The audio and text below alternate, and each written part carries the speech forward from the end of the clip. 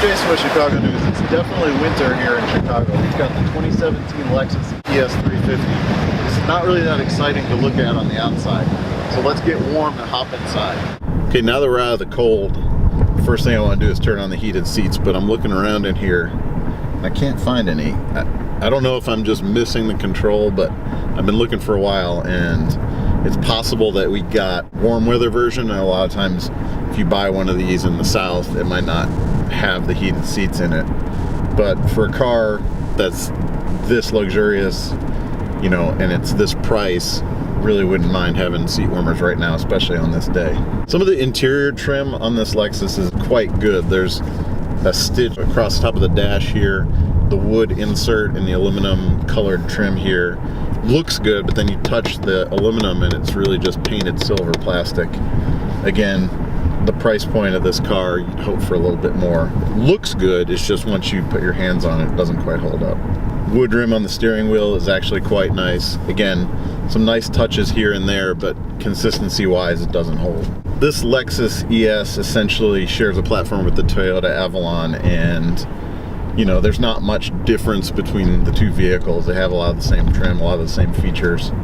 You really can see the age in this thing in some of the switchgear and some of the buttons.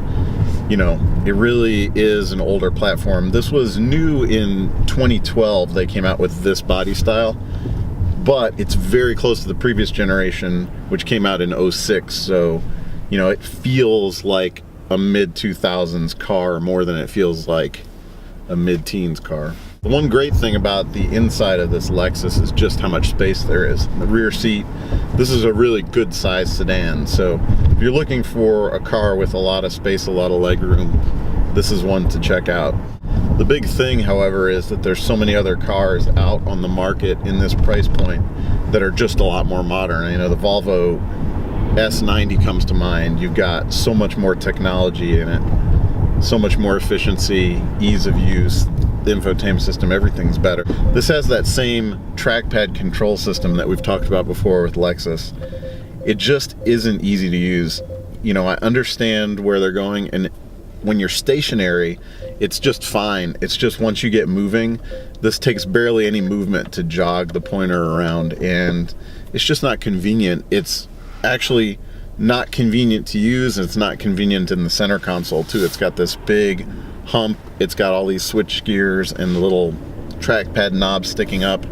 You know, it's inconvenient on the center console, and it's inconvenient to use.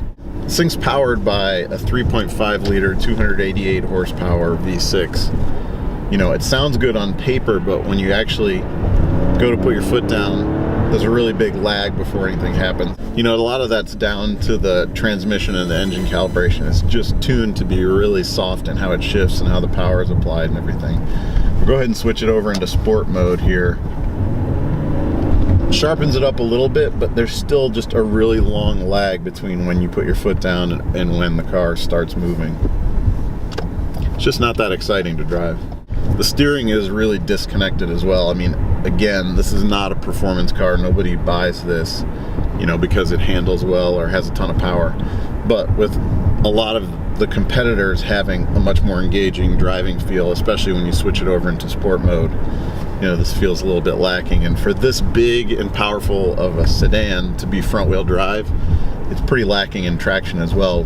Slippery day right now. You know, we've got some mixed conditions out here, and it really spins the front tires easily. Obviously the traction control kicks in, but it just takes away again from the driving experience. Lexus is working on a replacement for this ES. It's definitely kind of due for it.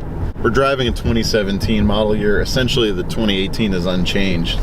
So hopefully the 2019 will bring in the new model.